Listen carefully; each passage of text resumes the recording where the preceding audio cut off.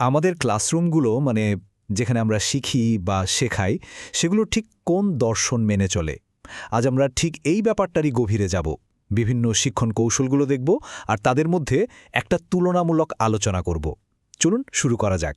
তাহলে চলুন শুরুতেই একটা খুব সাধারণ কিন্তু গুরুত্বপূর্ণ প্রশ্ন নিয়ে ভাবি। কাউকে কিছু শেখানোর জন্য সবচেয়ে ভালো উপায় কোনটা হতে পারে?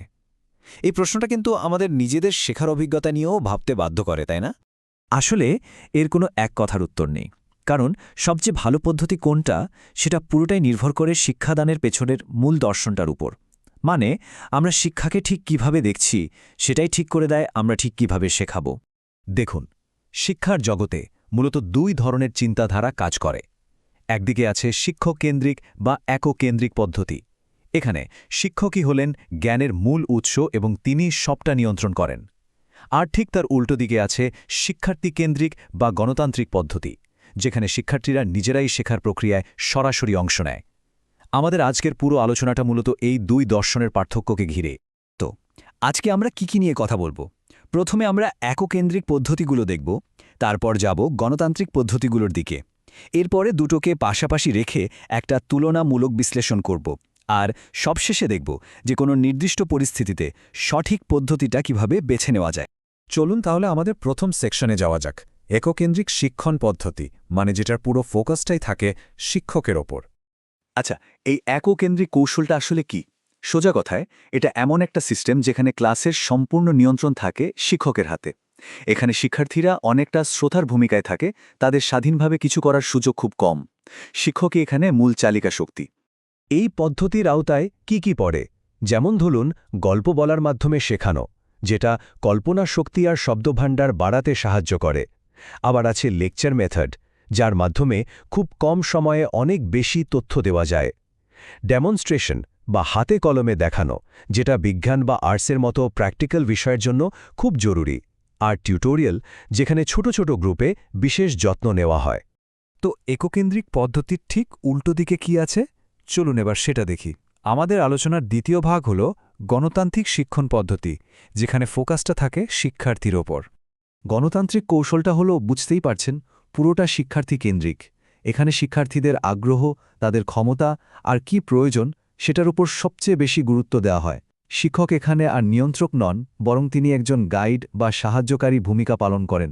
এই যে চার্টটা দেখছেন, এটা খুব সুন্দর করে বুঝিয়ে দিচ্ছে যে গণতান্ত্রিক পদ্ধতির আসল লক্ষ্যটা কি। এর উদ্দেশ্য শুধু কিছু তথ্য মুখস্থ করানো নয়, বরং শিক্ষার্থীদের মধ্যে সমস্যা সমাধানের ক্ষমতা, যুক্তি দিয়ে ভাবার ক্ষমতা বা ক্রিটিক্যাল থিঙ্কিং, সৃজনশীলতা আর একে অপরকে সহযোগিতা করার মতো জরুরি দক্ষতাগুলো তৈরি করা। এর দুটো দারুণ উদাহরণ যদি দিই, একটা হলো রোল প্লেইং। এখানে শিক্ষার্থীরা নিজেরাই কিছুক্ষণের জন্য শিক্ষকের ভূমিকা নেয়, যা তাদের বিশ্লেষণ আর মূল্যায়ন করার ক্ষমতা বাড়ায়। আরেকটা হলো ব্রেইনস্টর্মিং, যেখানে একটা সমস্যা নিয়ে সবাই মিলে মাথা খাড়ায় আর নিজেদের আইডিয়া দেয়। এটা কল্পনাশক্তি বাড়াতে দারুণ কাজ করে।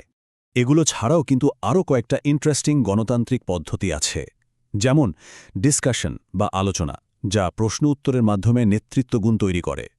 হিউরিস্টিক পদ্ধতি, যেখানে শিক্ষার্থীরা নিজেরাই গবেষণা করে শেখে। ডিসকভারি মেথড, যা দিয়ে কোনো কঠিন ধারণা পরিষ্কার করা হয়।